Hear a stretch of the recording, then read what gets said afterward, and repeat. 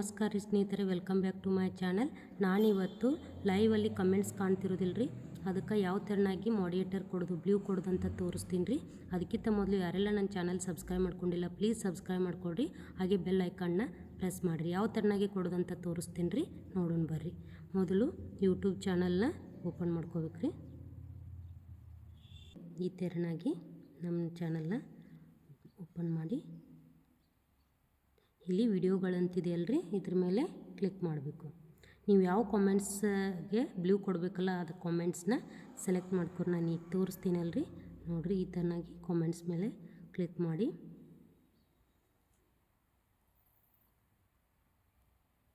ಇಲ್ಲಿ easy recipe ಅಂತಿದೆಯಲ್ರಿ ಅದರ ಮೇಲೆ ಕ್ಲಿಕ್ ಮಾಡ್ತೀನಿ.